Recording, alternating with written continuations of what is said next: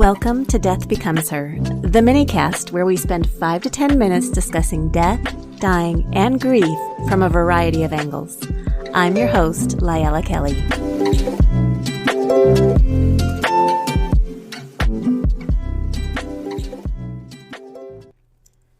Generally speaking, I'm not a huge reader of psychology articles, but occasionally something catches my eye, as was the case this spring. The DSM-5 is the 5th iteration of the Diagnostic and Statistical Manual of Mental Disorders. According to psychiatry.org, it is the authoritative guide to the diagnosis of mental disorders.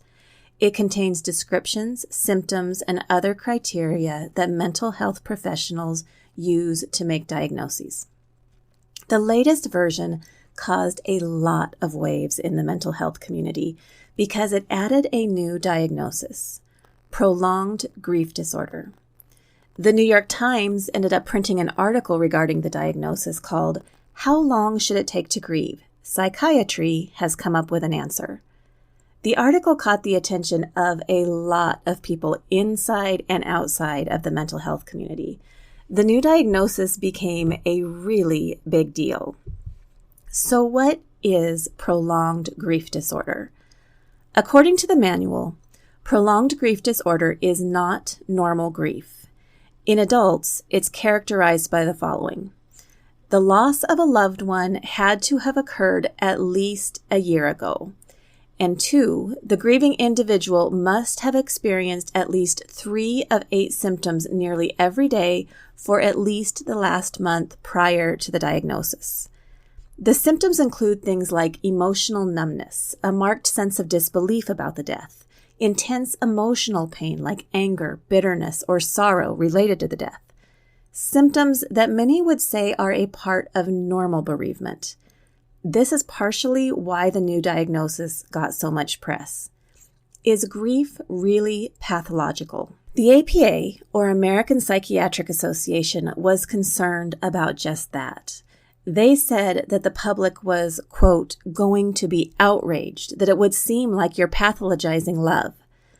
This did lead to some changes in the diagnostic criteria.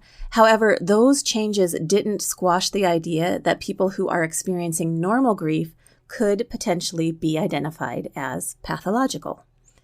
This led to a second concern that was brought to the fore by Joanne Cacciatore, PhD, and associate professor at Arizona State University. She says, "I completely, utterly disagree that grief is a mental illness. When someone who is a quote-unquote expert tells us we are disordered and we are feeling very vulnerable and feeling overwhelmed, we no longer trust ourselves and our emotions." She and others feel that this has the potential to cause false positives, encouraging drug companies to persuade the public they need medical treatment to cope with mourning. We live in a culture that has been accused of being medicated into numbness by pharmaceutical companies, so you can see how this could be a concern. On the other hand, arguments exist that including prolonged grief disorder in the DSM means that mental health professionals will now be able to bill insurance companies for treating patients diagnosed with the condition, and it will also likely prompt funding to research into further treatments. Ultimately, those who really need help will be more readily able to receive help. There are 2 sides to every story, and the truth probably lies somewhere in the middle. Saul Levin, CEO of the American Psychiatric Association, concluded that the addition of the disorder in the DSM-5 means that mental health clinicians, patients, and families alike all share an understanding of what normal grief looks like and what might indicate a long-term problem. In other words, no matter where we fit into the support system, we should be aware that there is something beyond normal grief. If we experience or observe symptoms of concern, seek the help of trained professionals.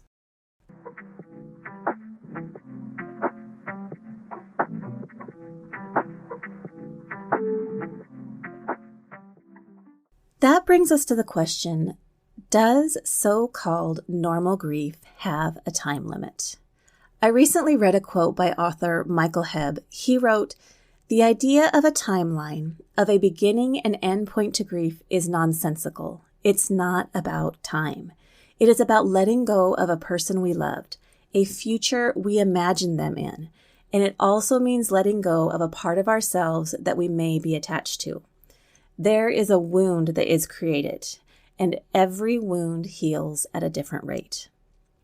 Healthy, normal grief will grow and change as time passes. And as that time passes, anniversaries will come and go. One such anniversary is happening this week. 8 years ago, an accident took the life of a 10-year-old girl that was loved by many of our friends. As expected, her family was devastated. In the early stages, they spiraled through despair, anxiety, bitterness, rage, guilt, and just about every other emotion. Their lives were dominated by grief. Years later, the grief is no longer acute. Time has healed wounds into scars that have become less sensitive. But the anniversaries create openings for new pain points. The would-haves add a new dimension to grief.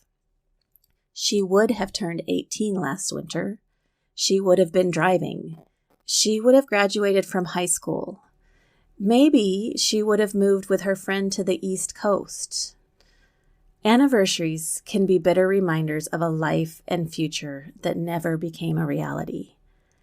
How can we support people through the normal grief that comes with anniversaries? As always, make yourself available. Don't disappear. In the time heading up to an anniversary, whether it's the anniversary of a death or perhaps a wedding anniversary that never will be, or something of the like, check in and see how they're doing. You don't need to bring up the anniversary, just follow their lead. When the anniversary arrives, acknowledge it and recognize the difficulty of the day.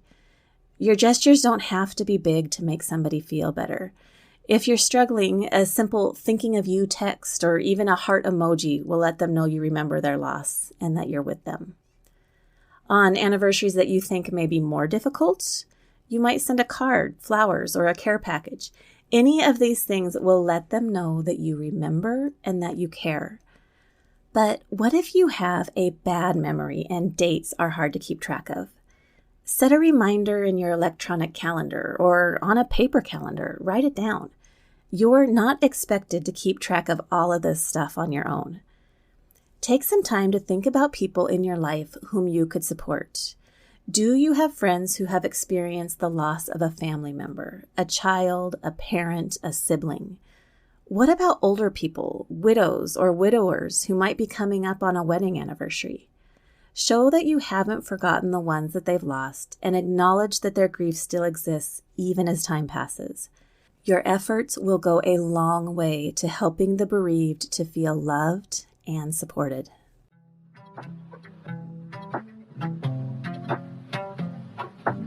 Thank you for listening to the Death Becomes Her minicast. Connect with me, Lyella Kelly, at www.leavingwellmt.com. Special thanks to Roman Belov for our intro and outro music.